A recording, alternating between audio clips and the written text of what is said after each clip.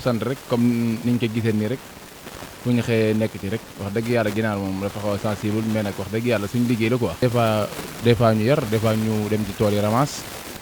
indi jaay nit ñi rek comme nuñ mën a fexe ba suñ client yi am ginaar rek dañu ci def bu soob yàlla. xam naa jënd bi rek mooy gën a yomb parce que yar bi dafa xaw a métti quoi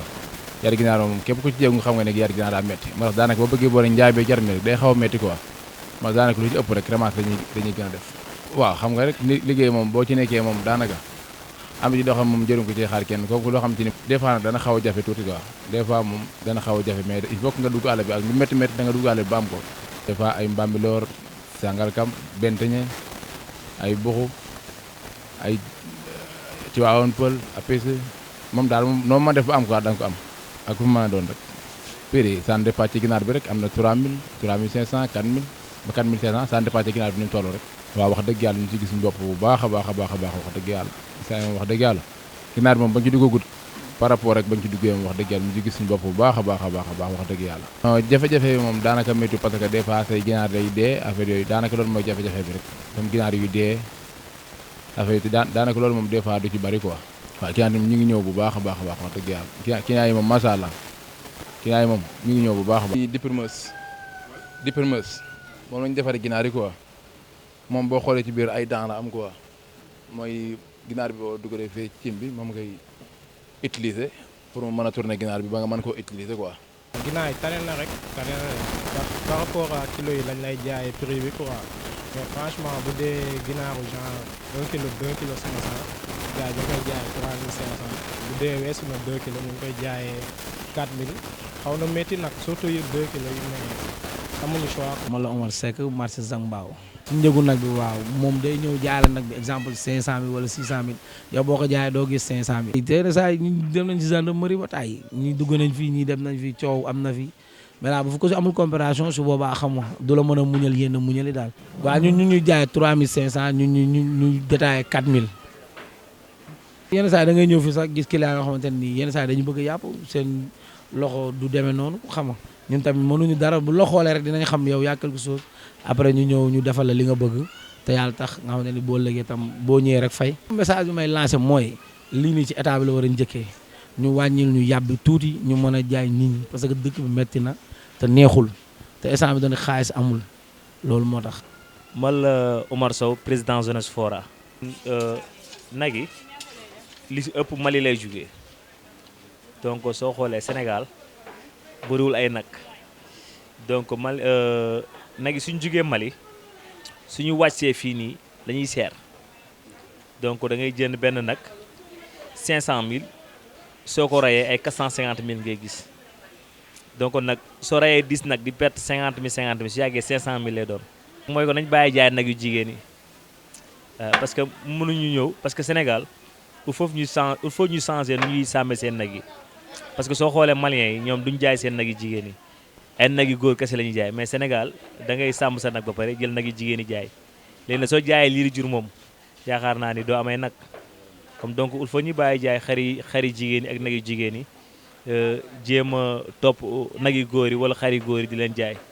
donc ñun suñ ko defee Sénégal fii dina amay nag quoi waaw man la Oumarel président Jeunesse Fora. moom amul prix quoi ça dépend yow qualité bi nga bëgg a jaay rek quoi waaw nag moom am na ba 1 million sax am na. dangay dem Fora jëndi nag ñëw abattre teg sa place jaay. prix bi instant bi ñu ngi jaay kilo 4000 100 euro bi 4500. métier bi c'est un peu privé quoi waaw mais bu ñu sañoon tamit état dugal ci loxoom subventionné affaire yi nag yi yomb xam nga li ma la ñu dem sax ba pourquoi pas ba Sénégal di jaay kilo yàpp 2500. waaw dama ñëw jënd si woon yàpp yàpp bi seer na de mais sant yàlla rek xam nga moom nit ki nekk li ngay jaay ak li ngay jëndee yow yaa xam seer na moom mais sant yàlla ñu ngi góorgóorlu. waaw instant bi kilo bi mu ngi toll si 4000 métti na si ñun ñiy dem marché mais yàlla baax na borom kër yi métti na rek mais ñoom ñooy comprendre xam ne marché moom justul des fois nga ñëw fekk mu yomb des fois nga ñëw fekk mu seer. mooy ñu wàññi ñun dund gi rek. maa ngi tudd Moussa sant Diop. marché bi moom dund moom vraiment xaw naa seer quoi ndax dugub bi fii ñu ngi jëndee importe bi boobu mu ngi jar ay 19000 mais local bi bu ñu bayee fii boobu mu ngi jar ay 14000 yooyu noonu mais bu importe bi boobu ñu ngi koy détaillé 400 beneen bi 350 te bu ñu sañoon nag mu gën a wàññeeku ndax dund bi moom vraiment métti na aussi. bu ñu bàyyee fii boobu 14000 lañ koy jëndee boobu ñu ngi koy détaillé ay 350 parce que mu ngi lay dikkee ay 200 et quelques yooyu noonu. parce que boobu 19000 la ñuy jëndee sac bi di ko détaillé 400 waaw booba gën a cher. xool lu ñuy bay fii ñu utiliser loolu man de loolu laa gis vraiment te am naa yaakaar ne bu ñu defee loolu moo ñuy gën a arrangé te loolu mooy arrangé askan bi aussi. bon des fois dañuy am jafe-jafe bu baax parce que gars yi léegoo-léeg sax instant yi moment bu ñu toll nii sax xaw naa wàññeeku mais bu ñu demee ba si biir sax da ngay dégg gis dañ koy yokkaat te loolu bu boobaa day métti si ñun et puis day métti si clients yi tamit aussi. may ñaan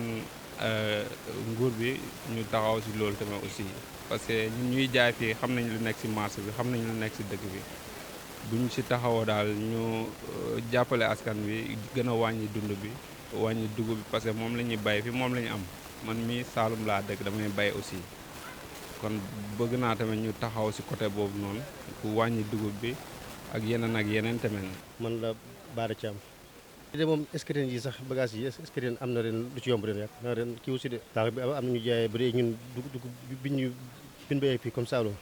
mën nga ko amee ay 15000 bu dee bi ñu importé bi 18500 xam nga bii importé la moo tax bii nii day jógee ay Mali moom moo tax boobu ay 15000 am na ñoo xam ne sax ñoom mën na ko jaayee 14500 kilo bi mën ko jaayee bu fekkee Sénégal bi mën ko jaayee 400 bu dee benn kii rek 500 rek nga mën a jaayee dama yaakaar ne maanaam adduna bi la woon daal moo wane ko rek waaw comme que njëkkoon dugub lu 250 bu 300 jar bi léegi mënutoo ko am léegi maanaam léegi lu may ci 500 léegi ok moo la xamal ne léegi comme la woon léegi moo wane ko rek waaw ñebe lépp léegi bu tawee suñu waay ñëw jënd bagage yi yóbbu ni ko gars yi gisee rek amu si kay benn solution xanaa kay ñu ku si am mooy daal heure bi nii nga jënd si jënd waaw